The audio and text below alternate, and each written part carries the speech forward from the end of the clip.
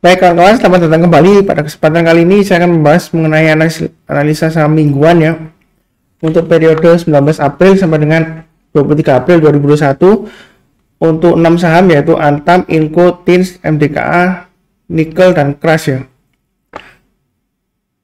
Saya mulai dulu dengan Antam.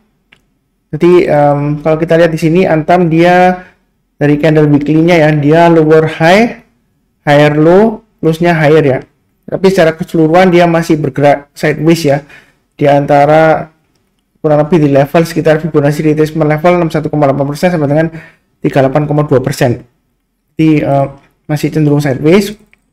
Jadi yang sudah punya kalau kita lihat di sini pasang aja trailing stopnya ya di low-nya terakhir 16 April 2310 dan di swing low-nya 12 April ya, yaitu di 2210. Itu bagi yang sudah punya pasang trailing stopnya di sana, atau stop loss maksimum kalau dia turun di bawahnya 2100 jual dulu ya, karena dia kalau turun di bawahnya 2100 dia akan cenderung untuk menguji level ini ya, Fibonacci retracement level 61,8 kurang lebih di area sekitar 2000 ya. Bagi yang belum punya Antam, kalau mau buy sih boleh-boleh saja. Karena saya tunggu minim kalau dia sudah berhasil naik ke atasnya ini ya, 2490 ya. Ini high-nya 9 April 2021 ya. Jadi kalau dia naik ke atas 2490 boleh buy. Kemudian target price berikutnya dia akan berusaha untuk mencapai target sekitar 23,6% ya. Yaitu kurang lebih di sini kalau kita lihat di sekitar 2890 ya. Jadi kalau mau buy-nya bertahap aja, jangan terlalu agresif buy ya, karena kita lihat di sini sideways-nya lumayan lama ya. Setelah dia berusaha rebound, kemudian dia terkoreksi kembali. Sideways-nya ini kalau kita hitung 1, 2, 3, 4, 5, 6 minggu ya. Jadi kalau buy tunggu kalau dia naik ke atasnya ini ya 2490 buy. Kemudian naik lagi ke atas, kita lihat di sini. Nah, sebentar, di sini 2490 buy ya. Kemudian kalau di sini kita lihat high-nya 2590 ya. Jadi ada gap di sini ya. Jadi kalau naik lagi ke atas 2590 buy. Target price terdekatnya kurang lebih di area sini ya, 2890. Yaitu kurang lebih sekitar area Fibonacci retracement level 23,6% ya. Kalau dia berhasil naik lagi ke atas 2890 baru boleh tambah lagi ya untuk Antam ya. Jadi kalau mau buy on weakness ya, jadi Pak Sunar saya nggak mau buy on breakout, saya maunya buy on weakness saja ya. Kalau kita lihat di sini kita harus tunggu kurang lebih sekitar 2100 ya kalau mau buy on weakness ya. Jadi tunggu kalau dia terkoreksi di sekitar 2100, bukan berarti nyentuh 2100 langsung buy, enggak ya. Kita lihat kalau dia turun ke dekat 2100, kita lihat beberapa hari kemudian kalau dia sudah berhasil rebound kembali naik ke atas 2100 boleh buyback ya. Ada kemungkinan ya targetnya ya tradingnya sempit sih kalau di range areanya ya, kurang lebih sekitar trading range-nya 2100 sampai dengan 2400 ya. Itu kalau mau trading sideways-nya Antam. Tapi jangan terlalu banyak ya, secukupnya aja.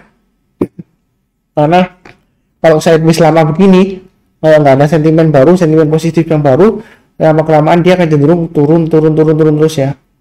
Saya nggak mendoakan turun ya, tapi kebanyakan ceritanya seperti itu. Kalau dia sideways lama, kalau nggak ada sentimen baru positif yang baru ya dia akan cenderungan lesu-lesu terus pelan-pelan turun ya. Ya seperti itu ciri khasnya emiten Antam dan kawan-kawan seperti itu ya. Jadi trading buy boleh aja, trading buy sideways atau ketika dia breakout ya, tapi jangan terlalu banyak ya. Kemudian untuk Inco di sini kita lihat dia juga kurang lebih sama dengan pembahasan sebelumnya ya, masih cenderung sideways. Di sini kita lihat candle terakhir jelek ya, dia lower high, lower low, dan lower close ya untuk weekly-nya. Kalau kita lihat di sini bagi yang sudah punya Inco, pasang aja stop loss-nya ya. Kalau dia turun lagi di bawahnya 4300 dan 4270 ya.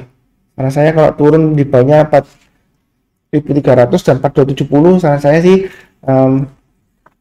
lebih baik jual dulu ya, karena dia ada kemungkinan turun di bawahnya 78,6%-nya ya, sekitar targetnya koreksinya kurang lebih sekitar angka 3.500-an ya.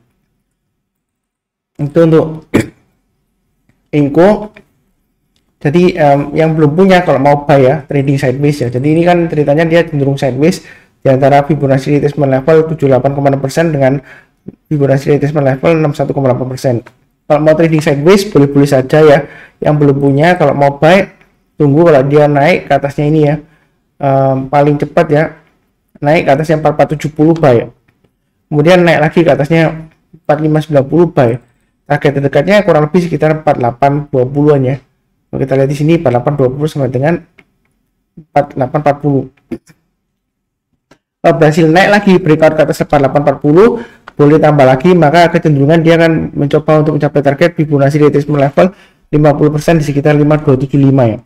Jadi untuk Inco kalau mau trading sideways-nya boleh aja minim tunggu kalau dia sudah berhasil naik ke atas 4470 ya. Kemudian naik lagi ke atasnya 4590 buy, tambah lagi ya. Jadi buy up, average up. Target terdekatnya kalau dia sudah berhasil naik lagi ke atas 4840 boleh tambah lagi atau average up ya. Targetnya berikutnya di Fibonacci retracement level 5275. Kalau dia berhasil naik lagi ke atas 5275, maka ada kemungkinan dia akan berusaha untuk menutup gap ini ya. Di sini ada gap antara 5625 sampai dengan 5800 ya. Jadi kalau di tengah-tengahnya ya kurang lebih sekitar 5750-an ya. Itu targetnya kalau dia berhasil naik lagi ke atasnya 5275 ya. Jadi belinya secukupnya aja, dia cenderung sideways, lesu ya. Cara saya sih kenapa secukupnya aja, karena emiten seperti Antam, Inco dan kawan-kawan ya yang tambang yang berhubungan dengan nikel, itu kalau sideways lama ya, kalau nggak ada sentimen positif lagi, harganya nggak kemana-mana, ada kemungkinan dia akan kedepannya akan turun perlahan-lahan ya. Saya nggak mendoakan untuk turun perlahan-lahan, enggak ya, tapi kenyataannya kadang-kadang memang seperti itu. Kalau dia nggak ada sentimen positif lagi yang baru, sideways lama dia ada kemungkinan untuk kalau break ya, kalau breakdown dari sideways-nya dia ada kemungkinan turunnya lumayan dalam ya. Jadi hati-hati aja. Tapi jangan terlalu khawatir, jangan terlalu takut, asal pasang trailing stop dan stop loss saja aman ya. Kemudian untuk emiten TINS, kita lihat di sini dia masih cenderung lesu ya. Di sini kita lihat candle bull mingguannya dia lower high, untuk low-nya dia lower low, close-nya dia lower close juga ya. Jadi dia gagal bertahan di atas 50% ya, Fibonacci retracement 50% ya. Jadi kecenderungan dia akan mencoba untuk tes support Fibonacci retracement 61,8% kurang lebih di area sekitar 1375 ya, kurang lebih ya. Jadi kalau kita lihat di sini, bagi yang sudah punya, pasang aja stop lossnya kalau dia turun di bawahnya 1480 ya, lebih baik jual dulu. Maksimum kalaupun masih hold ya, kalau dia turun di bawahnya ini ya, ini kalau kita lihat di swing low 23 Desember di 1385. Jadi kalau dia turun lagi di bawah 1385, sudah saatnya untuk jual TINS semuanya ya, kalau yang masih hold ya. Kemudian kalau yang mau buy, trading buy boleh-boleh aja ya. Jadi tunggu kalau dia sudah berhasil naik ke atas 1640. Tapi menurut saya sih jangan terlalu banyak ya, karena belum ada sentimen baru yang positif mengenai harga komoditasnya. Juga kinerja kedepannya seperti apa belum jelas ya. Jadi cenderung wait and see. Kalau mau trading buy ya jangan terlalu banyak, tapi tunggu kalau dia berhasil naik ke atas 1640 buy. Kemudian berhasil naik lagi ke atas Fibonacci retracement 8,2%. Di sini kita lihat candlenya pakai 1840 aja ya. Jadi naik ke atas 1840 buy. Target terdekatnya di sekitar 2040. Kalau naik lagi ke atas 2040 boleh buy up atau average up ya. Maka dia akan berusaha untuk mencapai target minim di sekitar sini ya, 2500 ya. 2500 dengan 2540 itu untuk TINS. Jadi buy-nya bertahap aja, jangan terlalu banyak, secukupnya aja ya.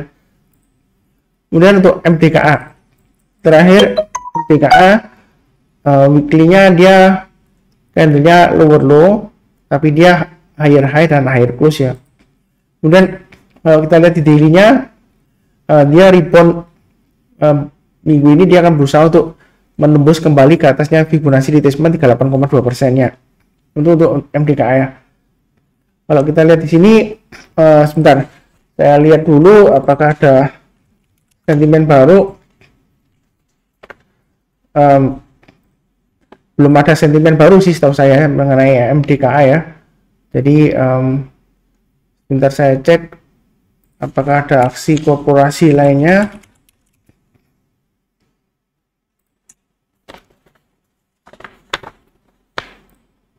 Sejauh ini belum ada ya aksi korporasi ya. Jadi untuk reboundnya bagi yang sudah punya, pasang aja trailing stopnya di 2360 dan 2300 ya. Kemudian kalau dia turun lagi di bawahnya 2250, saran saya jual dulu semuanya karena dia akan menguji lagi level support berikutnya di sekitar Fibonacci retracement 61,8% ya. Kalau kita lihat di sini kurang lebih sekitar area 2090 ya. Jadi jangan lupa pasang aja trailing stop bagi yang stop punya ya, di level 2360 dan 2300. Maksimum kalau mau hold ya, kalau turun di banyak 2250 lebih baik saran saya sih jual dulu ya. Kalau kita lihat di sini 2260 ya. Kalau dilihat dari swing high sebelumnya 2260 ya. Jadi kalau turun di banyak 2260, saran saya jual dulu semuanya ya. Karena dia akan menguji lagi level support di bawahnya ya, di sekitar area Fibonacci retracement 61,8%.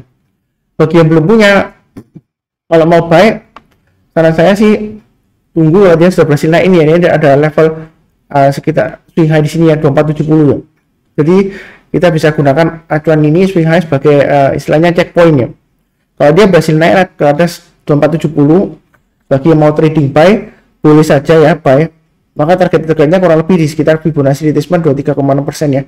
Kalau kita lihat di sini ada candle swing high 1 2 ya.